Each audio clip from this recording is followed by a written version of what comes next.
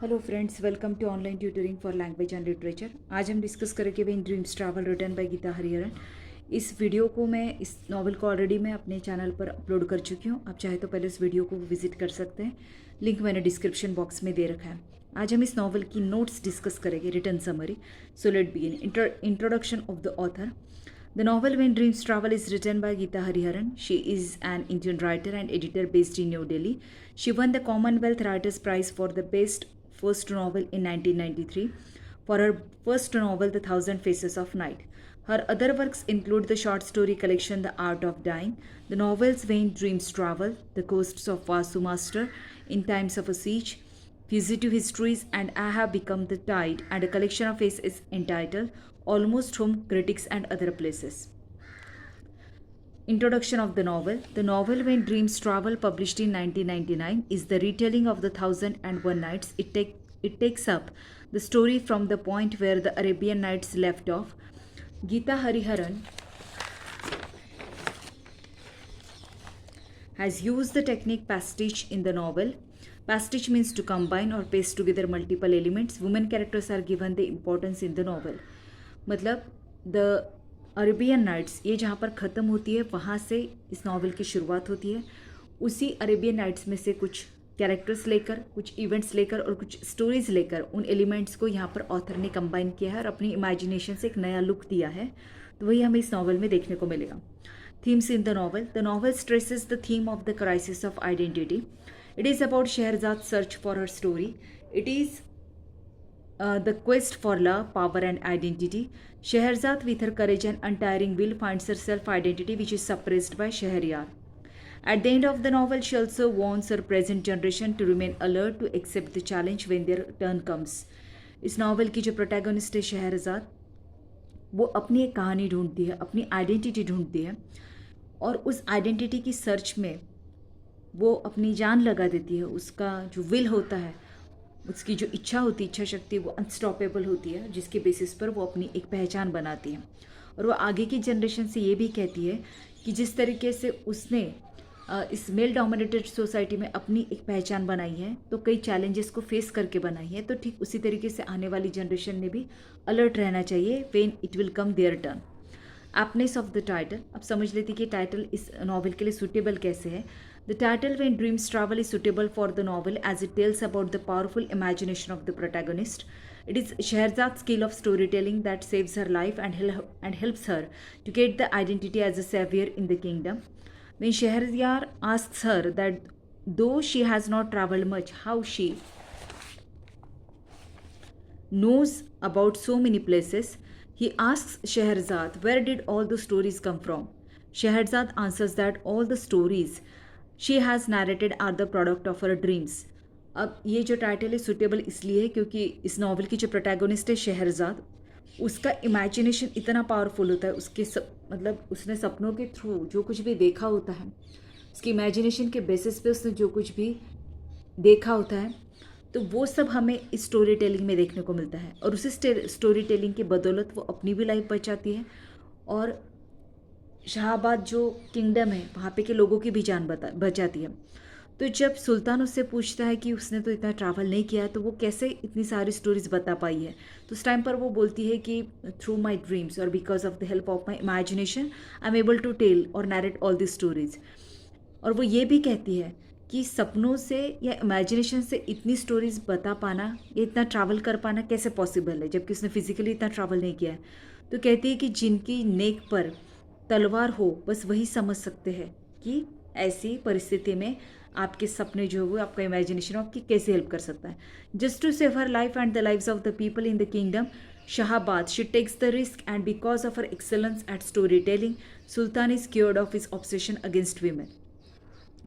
और अपनी लाइफ बचाने के लिए और साथ में शाहबाद राज्य में की जो भी बाकी लड़कियां होती हैं उनकी जान बचाने के लिए वो ये रिस्क लेती है और वो सुल्तान के सामने जाती है और अपनी स्टोरी टेलिंग के बेसिस पर, कला के बेसिस पर वो सबकी जान भी बचाती है और सुल्तान को भी क्योर कर देती है. हर dreams travels beyond the boundaries of any castle और किंगडम. उसकी जो कल्पना शक्ति होती है वो ट्रैवल करती है किसी भी महल या किसी भी राज्य के सीमा के परे. And the result of her travelling through dreams is that she becomes the saviour and she gets her powerful identity.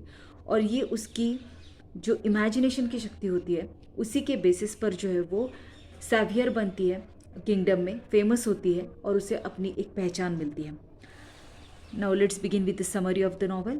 The frame story of the present novel is taken from the Arabian Nights. Scheherazade, an excellent storyteller, is the protagonist of the novel. It is set in the fictional city of Shahabad. The novel is divided in two parts. Part 1 of the novel unfolds the tragic lives of the four main characters, and part 2 of the novel is a series of tales told by Dunyazad and Dilshad during their 7-day journey from Samarkand to Shahabad. Part second which is recalling of the stories of Shahrzad. मतलब ये जो novel है इसे divide किया गया है 2 parts में. पहला पार्ट तो है जिसमें हमें देखने को मिलता है 4 मेन कैरेक्टर्स, जैसे कि शहरजाद है और उसका पति शहरयार है, और इस शहरजाद की एक बहन होती है दुनियाजाद, और उसका जो पति होता है वो 4 मेन कैरेक्टर्स इस नॉवल के. तो उनकी ट्रैजिक लाइफ हमें देखने को मिलती है. और पार्ट सेकेंड में हम देखते हैं कि अब यहाँ पे शहरजाद नहीं है स्टोरी में, तो दुनियाजाद और दिलशाद जो कि उसकी मेड होती है एक 7 डे की जर्नी करते हैं समरकंद से शाहबाद तक. तो उस दौरान वो एक दूसरे से वो स्टोरी शेयर करते हैं जो शहरजाद ने बताई होती है.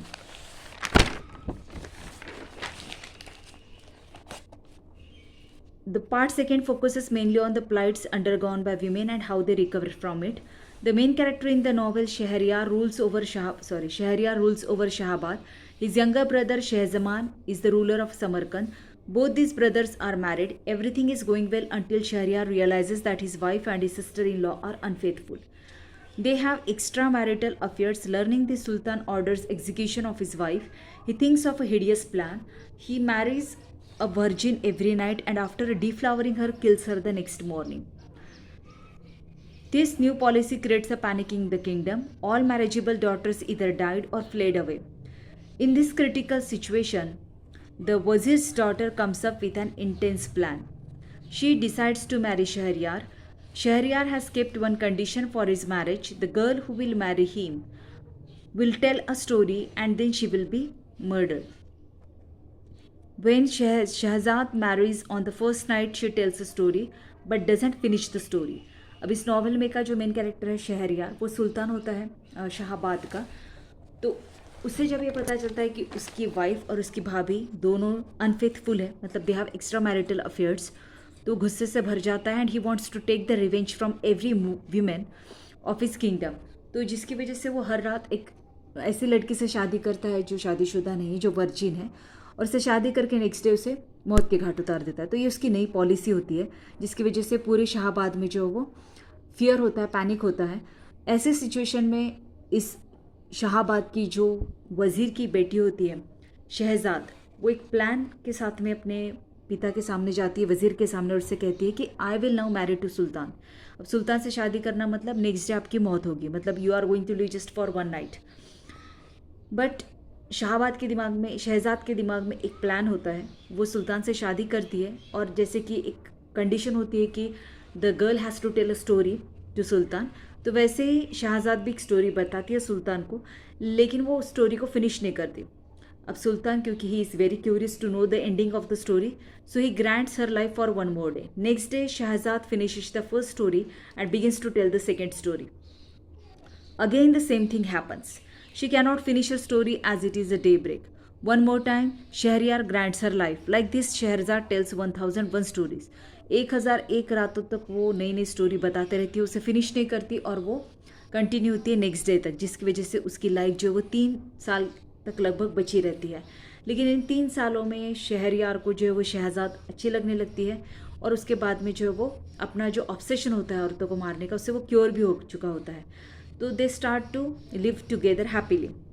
After this, all the people in the kingdom Shahabad look at Shahrazad as their savior and begin to give her more respect than Shahryar.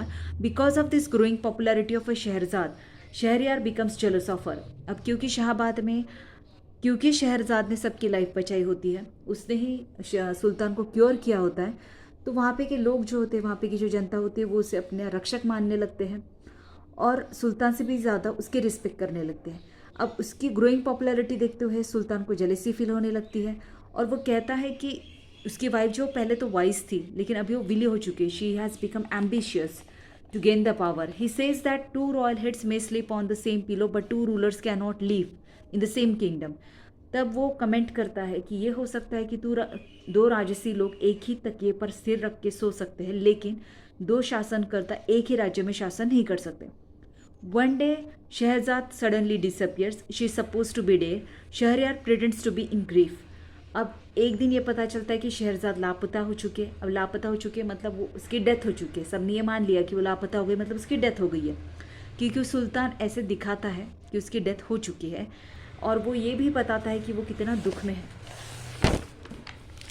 वो इसकी याद में एक मोन्यूमेंट बनवाता है, builds a monument for Shahrzad's tomb, और one end gets her stories scribed in golden words, और उस टूम पर वो उसकी कुछ स्टोरीज जो है वो गोल्डन वर्ड्स में, सुनहरे अक्षरों में लिखवाता भी है।